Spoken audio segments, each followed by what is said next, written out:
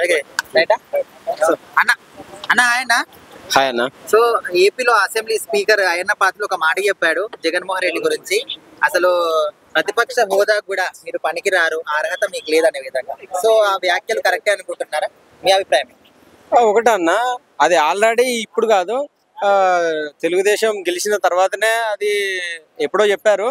So అందుకే జగన్ గారు కూడా అసెంబ్లీకి రావడం కూడా మానేశాడు. ఇది కొత్తగా ఇప్పుడు చెప్పడం కాదు. గతంలోనే చాలా మంది చాలా సార్లు చెప్పడం జరిగింది.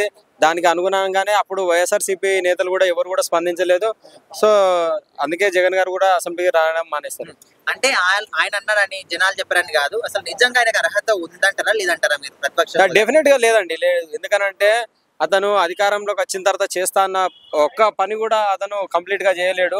ఎందుకంటే మద్యపాన నిషేధం అన్నాడు, అనేక రకమైన హామీలు ఇచ్చాడు, నవరత్నాలు అన్నాడు, రకరకాల హామీలు ఇచ్చాడు. ఏ ఒక్కటి కూడా పూర్తి స్థాయిలో నెరవేర్చలేదు. సంక్షేమ పథకాలు అన్ని కూడా 100% ఇచ్చాడు కదా అని.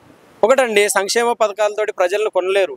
ప్రజలకు కావాల్సింది అభివృద్ధి కావాలి. అక్కడ డెవలప్మెంట్ ఒకప్పుడు ఏ విధంగా ఉండే, ఇప్పుడు ఏ విధంగా ఉంది ప్రజలు ఒకసారి గమనిస్తున్నారు. అక్కడ నుండి చాలా మంది వలస వలస వెళ్ళిపోతున్న పరిస్థితి, అక్కడ ఉన్న రోడ్లు కానీ చాలా దయనీయంగా పరిస్థితి ఆంధ్ర మారింది. అయితే మరి ఇంత ముందున్న గవర్నమెంట్ కి ఇప్పుడున్న గవర్నమెంట్ కి డిఫరెన్స్ ఎట్లా అనిపిస్తుంది? డిఫరెంట్ అంటే చంద్రబాబు నాయుడు ఉన్నప్పుడు చాలా వరకు అమరావతి కానీ చాలా వరకు భూమి సేకరించాడు. అక్కడ కొన్ని కట్టడాలు ఇప్పటికీ ఒక 50% 60% నిర్మాణాలను చేపట్టాడు.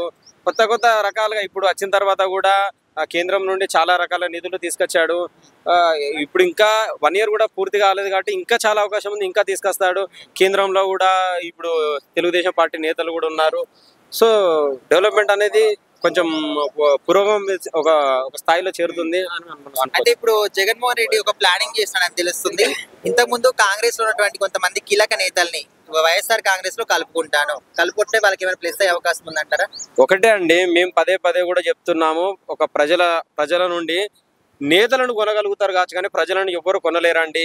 ఎంత మందిని చేర్చుకున్నా, ఎన్ని రకాలుగా ప్రజలను ఇబ్బంది పెట్టినా అంతిమంగా న్యాయమే గెలుస్తుందని మనకు మొన్నటి ఎలక్షన్ తోటి రుజువు అయింది. ప్రజలను కొనలేరు ఎవరు కూడా, నేతలను కొనవచ్చు కానీ అక్కడ అభివృద్ధి అనేది జరగలేదు అనేది అక్కడ ఎవరిని అడిగినా మనకు చెప్తారు. అభివృద్ధి జరగకపోగా సామాన్యులను అనేక రకంగా ఇబ్బంది పెట్టారు, ఎస్సీ ఎస్టీలను అనేక రకంగా ఇబ్బంది పెట్టారు. ఒక డాక్టర్ని ఎలా నడి రోడ్డు మీద కొట్టి హింసించారు అనేది, అనేక దాడులు, అనేక నడి రోడ్డు పైన కారు అద్దాలు పలగొట్టడము, టీడీపీ ఆఫీస్ మీద ఆయన స్వయంగా దాడులు చేయడము, అనేక రకాల మహిళలను అనేక రకాలుగా ఇబ్బంది పెట్టడము, ఒక పవన్ కళ్యాణ్ ఫ్యామిలీ గురించి ఇతరులతోటి యూట్యూబ్ స్టార్స్ తోటి కానీ సినిమా స్టార్స్ తోటి కానీ అనేక రకాలుగా అసభ్యకరంగా మాట్లాడించడం కానీ, ఇలాంటి అన్నీ కూడా ప్రజలు గమనిస్తున్నారు. సో ఎమ్మెల్యేలను కొనవచ్చు కానీ అంతిమంగా విజయాన్ని అయితే చేరలేరు. చేరిన అది తాత్కాలికం మాత్రమే. అది రాజన్న బిడ్డగా ఈ విజయాన్ని కూడా అతను మొన్న అందుకున్నాడే తప్ప అతని క్రెడిబిలిటీ ఏం లేదు దాంట్లో. సో మనకు ఈజీగా అర్థమవుతుంది, ఎందుకనంటే ప్రజల నుండి తీవ్ర వ్యతిరేకత ఉంది కాబట్టే అతను 10 సీట్లకే పరిమితం అయ్యాడు.